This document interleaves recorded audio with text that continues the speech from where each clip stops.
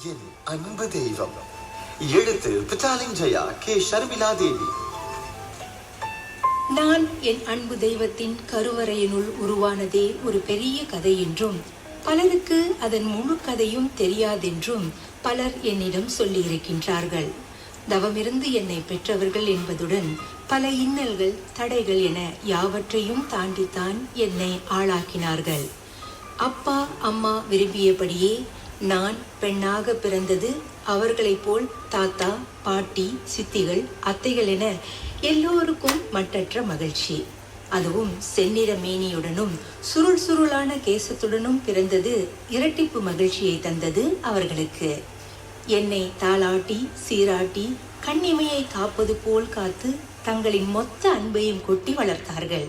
பலரின் பாச மழையில் நனைந்த நான் நாளொரு மேனியாக, பொழுதொரு வண்ணமாக அன்பு வட்டத்தில் வளரத் தொடங்கினேன்.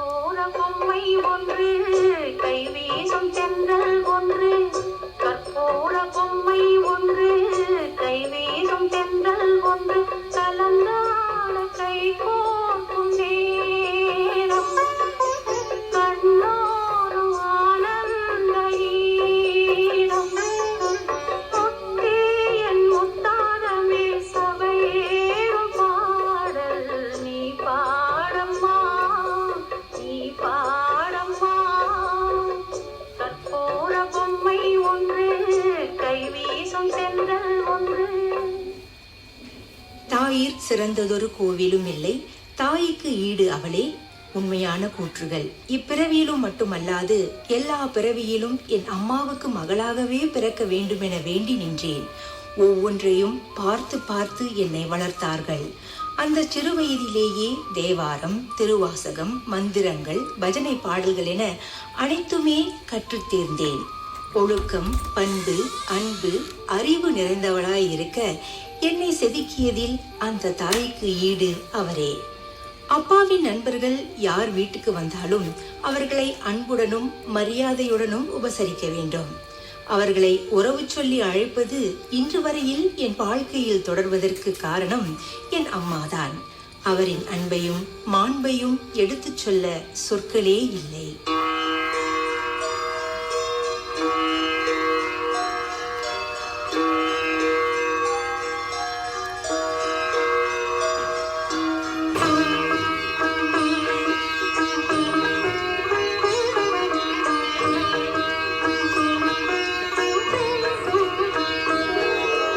அம்மா என்றழைக்காத உயிரில்லையே, அம்மாவை வணங்காது உயர்வில்லையே. அம்மா என்றழைக்காத உயிரில்லையே, அம்மாவை வணங்காது உயர்வில்லையே.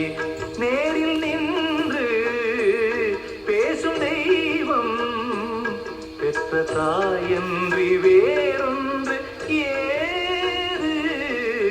அம்மா என்றழைக்காத உயிரில்லையே, அம்மாவை வணங்காது உயர்வில்லையே.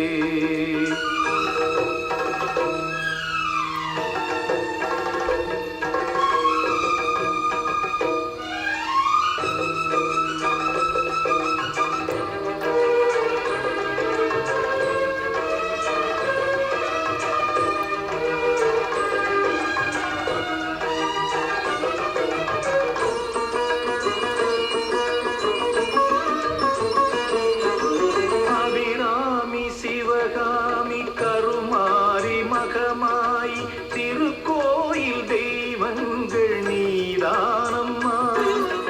அன்னைக்கு அன்றாடம் அபிஷேகம் அலங்காரம் புரிகின்ற சிறு தொண்டன் நான் தானம்மா. பொருளோடு புகை வேண்டும் மகனல்ல தாயேவும் அருள் வேண்டும் எனக்கென்றும் அது போதுமே. அடுத்திங்கு பிறப்பொன்று அமைந்தாலும் நானுந்தன் மகனாக பிறக்கின்ற வரம் வேண்டுமே. அதை நீயே தருவாயே. அம்மா என்றழைக்காத உயிரில்லையே, அம்மாவை வணங்காது உயர்வில்லையே.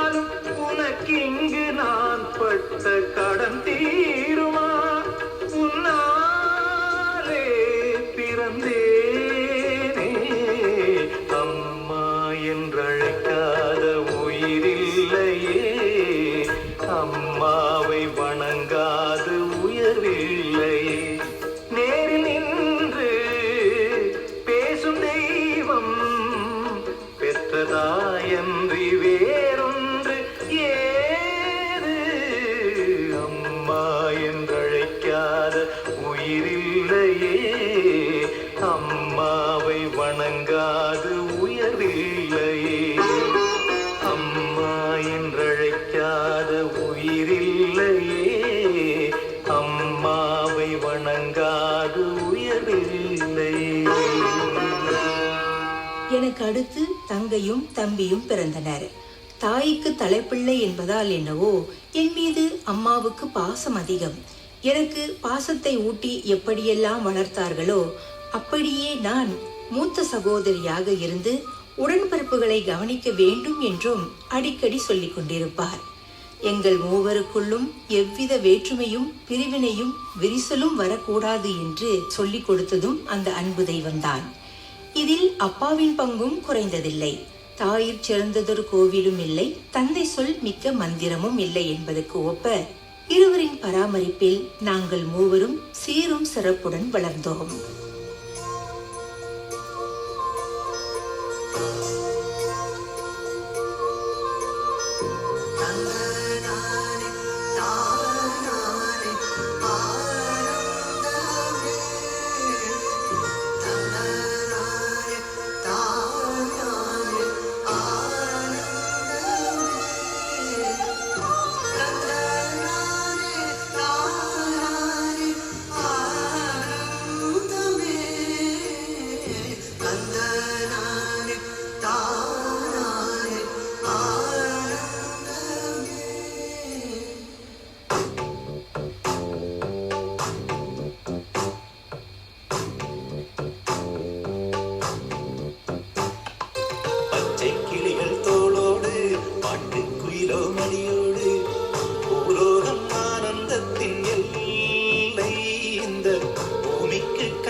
சொந்தம் இல்லை. பச்சை கிளிகள் தோளோடு பாட்டுக்குயிலோ மடியோடு பூலோகம் ஆனந்தத்தின் எல்லை. இந்த பூமிக்கு கண்ணீர் சொந்தம் இல்லை. சின்னஞ்சிறு கூட்டுக்குள்ள சொர்க்கம் இருக்கு. அட சின்ன சின்ன அன்பில் தானே ஜீவன் இன்னும் இருக்கு. பட்டாம்பூச்சி கூட்டத்துக்கு பட்டாயிருக்கு. அடவாசம் மட்டும் போதும் கண்ணே, காசு பணம் எண்ணத்துக்கு. பச்சை கிளிகள் தோளோடு பாட்டுக்குயிலோ மடியோடு பூலோகம் ஆனந்தத்தின் இல்லை. இந்த பூமிக்கு கண்ணீர் சொந்தம் இல்லை.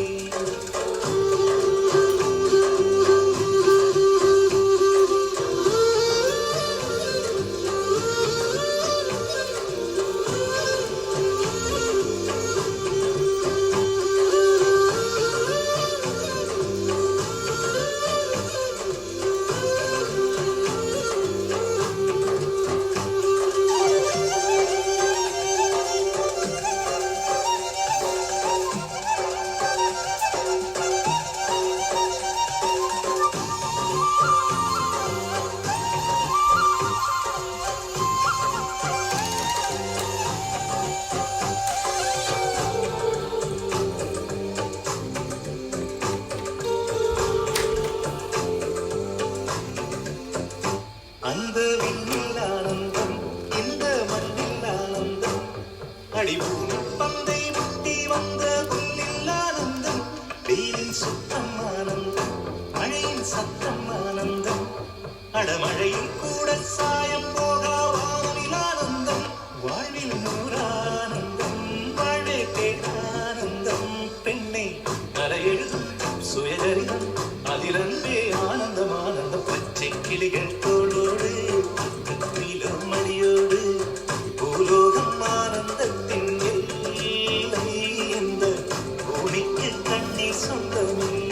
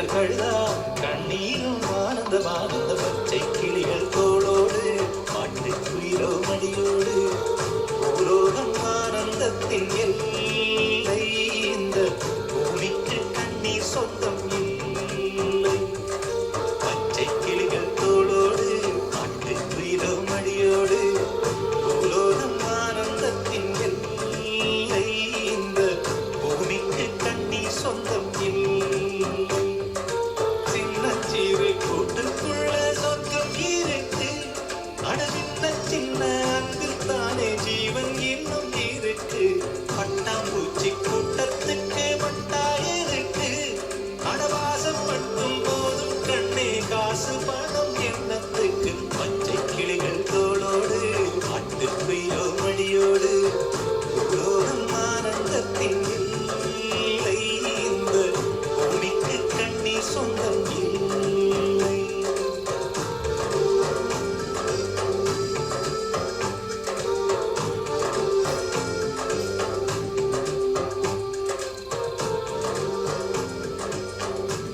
அப்பா ஒருவரின் வருமானத்தில் அம்மா வீட்டை திறம்பட நிர்வகித்தார். எங்களின் படிப்பிற்கு இடையோ தடையோ வந்துவிடக் கூடாது என்று உறுதியாய் நின்று மூவரையும் பட்டதாரிகளாக்கி தனது கனவை நனவாக்கினார். பிறகென்ன, என்னை மனக்கோலத்திலும் பார்க்கவும் அம்மா ஆசைப்பட்டார். பெற்றோருக்கு வரக்கூடிய நியாயமான ஆசைதான் அது. ஆனால் சில காரணங்களால் என் திருமணம் தடைப்பட்டு கொண்டே இருந்தது. அம்மாவின் வேண்டுதல் ஒன்று இன்னும் நிறைவேற்றப்படாமல் இருந்ததே அதற்கு காரணம். அதனை உடனடியாக செய்ய வேண்டும் என்ற குருக்கள் சிங்காரம் ஆலோசனை தர, இந்த வயதிலும் என்னை கரும்பு தொட்டியில் சுமந்து வேண்டுதலை நிறைவேற்றினர். அந்த காட்சி அனைவரையும் நெகிழ வைத்தது. அந்த வானுக்கு 2 தீபங்கள், அவை சூரிய சந்திரரே. என் வாழ்வுக்கு 2 தீபங்கள், என் தாயோடு தந்தையரே. அந்த வானின் தீபம் 2 இல்லை என்றால் இந்த மண்ணில் உயிர்கள் இல்லையே. என் பாச தீபம் 2 இல்லை என்றால் என் வாழ்வில் ஒளியும் இல்லையே. ஒரு காகிதம் போலே உலகில் உறவில்லையே. தாய்தானே அன்புக்கு ஆதாரம், தந்தைதானே அறிவுக்கு ஆதாரம். அந்த வானுக்கு 2 தீபங்கள், அவை சூரிய சந்திரரே.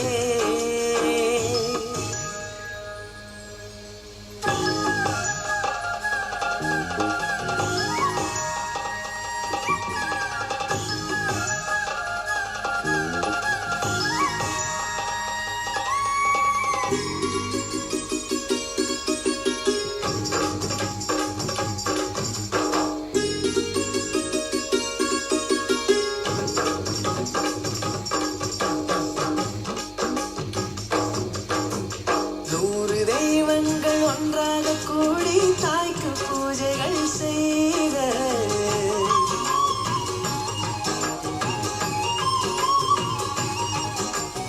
இமயமலைகளும் 7 கடல்களும் தந்தை நாமமே சொல்க.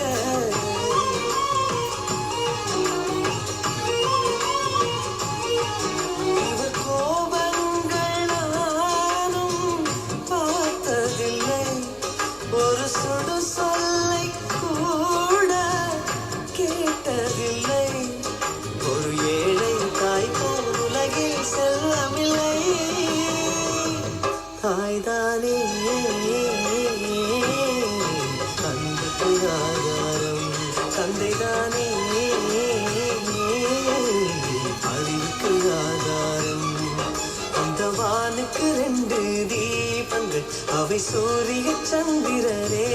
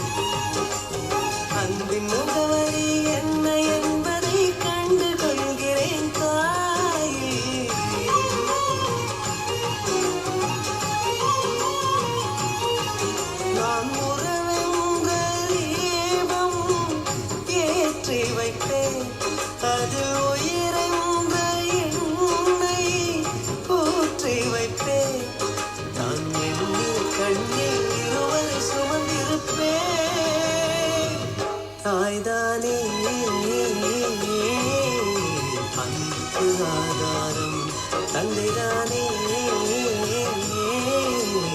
அறிவுக்கு ஆதாரம். அந்த வானுக்கு 2 தீபங்கள், அவை சூரிய சந்திரனே. அந்த வானின் தீபம் 2ம் இல்லை என்றால் இந்த மண்ணில் உயிர்கள் இல்லையே. என் பாச தீபம் 2ம் இல்லை என்றால் என் வாழ்வில் ஒளியும் இல்லையே. ஒரு தாய் தந்தை போலே உலகில் உறவில்லையே. தாய்தானே அன்புக்கு ஆதாரம், தந்தைதானே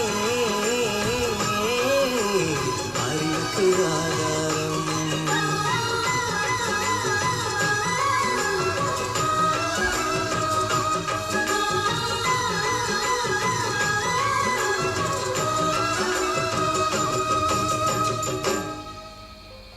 அம்மாவுக்கு அடிக்கடி உடல் நலக்குறைவு ஏற்படுவது உண்மை. ஆனால் அவர் அதை ஒரு பொருட்டாக கருதியதே இல்லை. அவருக்கு தன்னுடைய கடமையும் காரியமும் தான் முக்கியம்.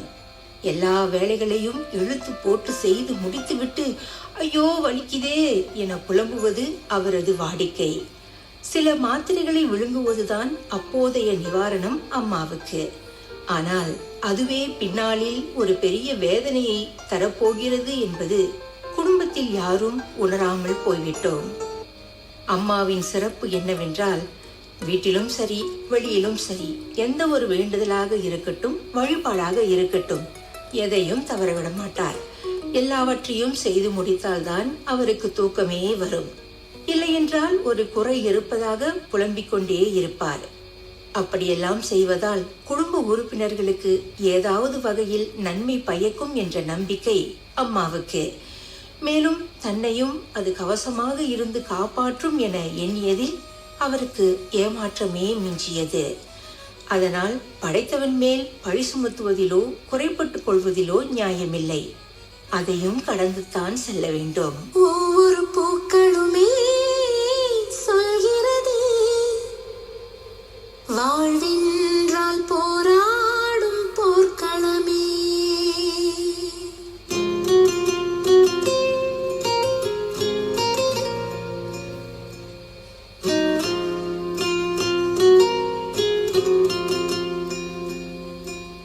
ஒவ்வொரு பூக்களுமே சொல்கிறதே, வாழ்வென்றால் போராடும் போர்க்களமே. ஒவ்வொரு விடியலுமே சொல்கிறதே, இரவானால் பகலொன்று வந்திடுமே. நம்பிக்கை என்பது வேண்டும் நம் வாழ்வில், லட்சியம் நிச்சயம் வெல்லும் ஒரு நாளில். மனமே ஓ மனமே நீ மாறிவிடு, மலையோ அது பனியோ நீ மோதிவிடு.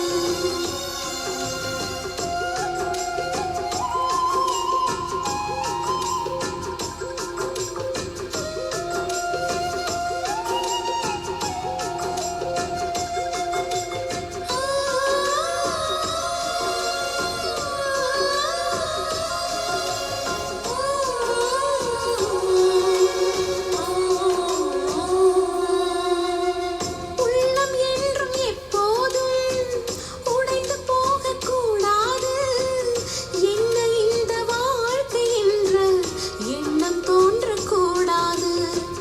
எந்த மனிதன் நெஞ்சுக்குள் காயம் இல்லை சொல்லுங்கள். காலப்போக்கில் காயம் எல்லாம் மறைந்து போகும் மாயங்கள். ஒளி தாங்கும் கற்கள் தானே மண் மீது சிலையாகும். ஒளி தாங்கும் உள்ளம் தானே நிலையான சுகம் காணும்.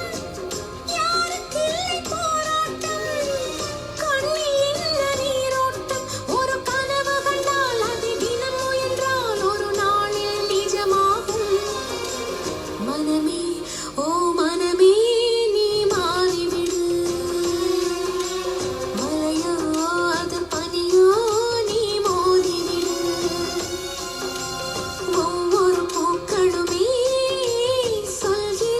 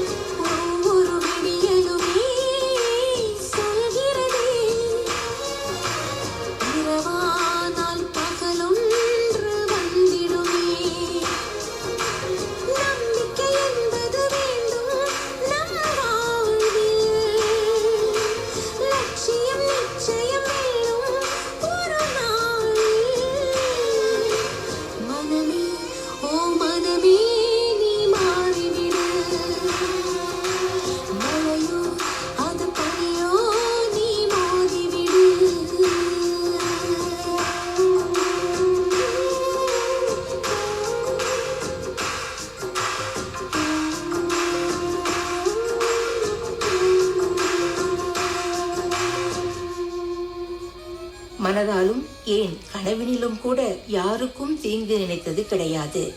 எங்களுக்காக பட்ட கஷ்டங்கள், தியாகங்கள் தான் அதிகம். இன்று உயர்ந்து நிற்கின்றோம் என்றால் அதில் அம்மாவின் பங்கு அளப்பரியது. அந்த அன்பு தெய்வத்துக்கு பக்கவாதம் வந்து அவர் படுத்து படுக்கையாகியது எங்களுக்கெல்லாம் பேரதிர்ச்சி. அதை எங்களால் எளிதில் ஏற்றுக்கொள்ளவோ தாங்கிக் கொள்ளவோ முடியவில்லை. அனைவரும் ஒடிந்து போய்விட்டோம். அந்த கடவுளுக்கு கருணையே இல்லையே. மருத்துவமனை படுக்கையில் அம்மா, அவர் அருகில் நான். என் கரங்களை இறுக பற்றியவாறு கண்ணீர் மல்க என்னை பார்த்து கொண்டிருக்கின்றார். அவருடைய பார்வை எனக்கு ஏம்மா இந்த கதி என்று கேட்பது போல இருந்தது. அவருக்கு என்ன சொல்லி தேற்றுவேன்? என்னையும் மீறி அழுகை பீறிட்டு வந்தது. அதனை அடக்கிக் கொண்டு அம்மாவின் கண்ணீரை துடைக்க முற்பட்டேன்.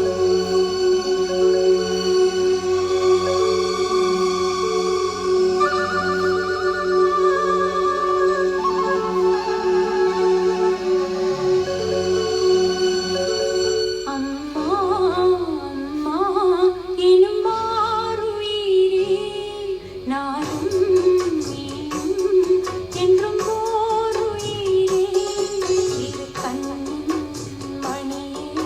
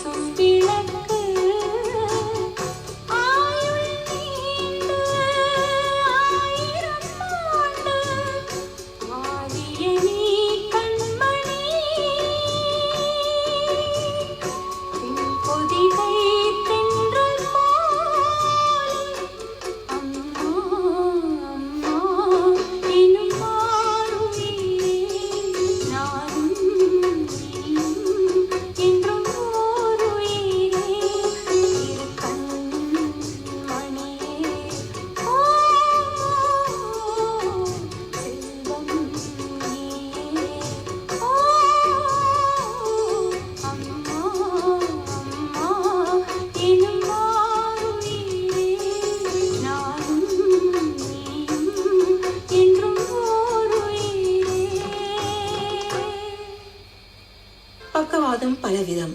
சிலருக்கு வலது பக்கம் செயல்படாமல் போவதுண்டு.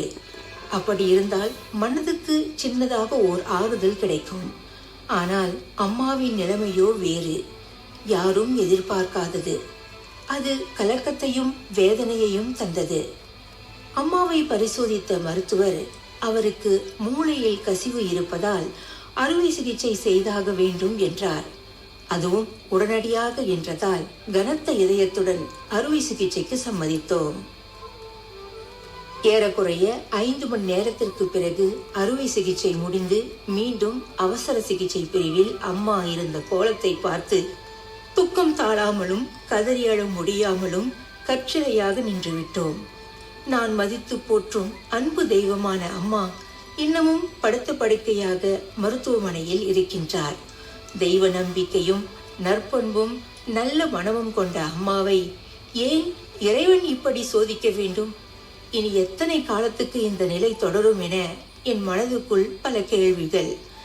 அம்மாவுக்கு துணையாக நான் மருத்துவமனையிலேயே இருந்து அவரை கவனித்துக் கொள்வதில் என் முழு நேரத்தையும் செலவிட்டேன். அதை ஒரு பாக்கியமாகவோ கடமையாகவோ எண்ணவில்லை. மாறாக என்னை இவ்வுலகுக்கு தந்து வளர்த்து ஆளாக்கி முழுமையான ஆளாக உருவாக்கிய அந்த அன்பு தெய்வத்துக்கு நான் காட்டும் நன்றி கடன். அவரை கண்ணுங்கருத்துமாய் பாதுகாத்து மீண்டும் இவ்வுலகத்துக்கும் எங்களுக்கும் உறவுகளுக்கும் மத்தியில் பழையபடி பவனி வர கண்ணீரையும் கலக்கத்தையும் ஒதுக்கி வைத்துவிட்டு அன்றாடம் இறைவனை வேண்டுகிறேன். எங்கள் எல்லோரின் வேண்டுதலும் வீண் போகாது என்ற திடமான நம்பிக்கையுடன் அந்த நாளுக்காக காத்து கொண்டிருக்கின்றோம். शिवशक्त्या युक्तो यदि भवति शक्तप्रभवितुम्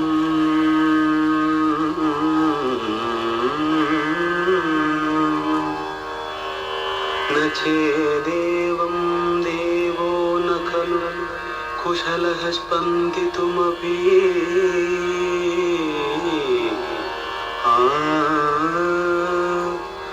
अतस्त्वाम् आराध्यां हरिहर विरिञ्चादिभिरवे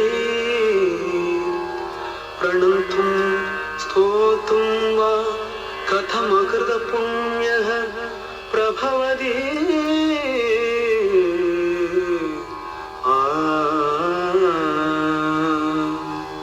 जननी जननी जगमनी अगमनी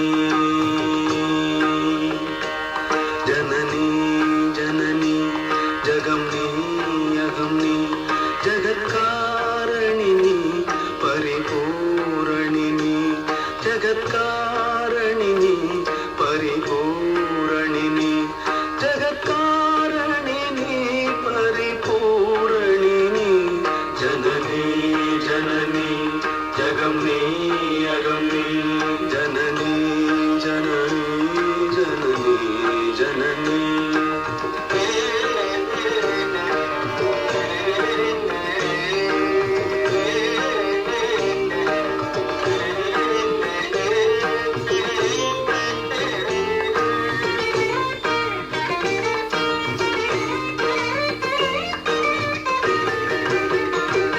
ஒரு மான் மழுவும் சிறு கூன்றிரையும் சடைவார்குழலும் பிடைவாகனமும் சடைவார்குழலும் பிடைவாகனமும் கொண்ட நாயகனின் குளிர் தேகத்திலே நின்ற நாயகியே இடபாகத்திலே நின்ற நாயகியே இடபாகத்திலே ஜெகன்மோகினி நீ சிம்மவாகினி நீ ஜெகன்மோகினி நீ சிம்மவாகினி நீ ஜெகன்மோகினி நீ சிம்மவாகினி நீ ஜனனி ஜனனி ஜகம்னி அகம்னி ஜகத்காரணி நீ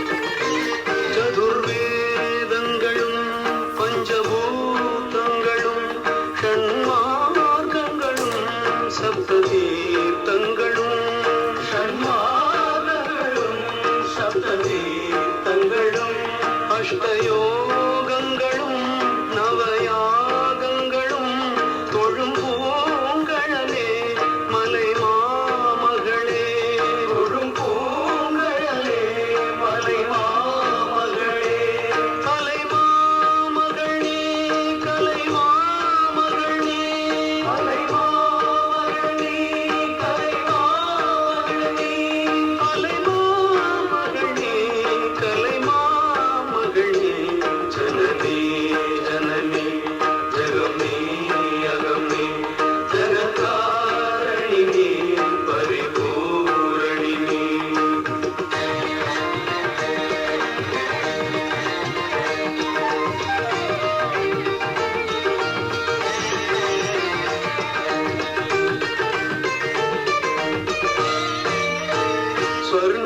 ஸ்வர்ணரேகையுடன் ஸ்வயமாகி வந்த லிங்கரூபிணியே மூகாம்பிகையே லிங்கரூபிணியே மூகாம்பிகையே ஸ்வர்ணரேகையுடன் ஸ்வயமாகி வந்த லிங்கரூபிணியே மூகாம்பிகையே லிங்கரூபிணியே மூகாம்பிகையே பல தோத்திரங்கள் தர்மசாஸ்திரங்கள் பணிந்தே துவதும் மணி நேத்திரங்கள் பணிந்தே துவதும் மணி நேத்திரங்கள் சக்தி பீட்டமும் நீ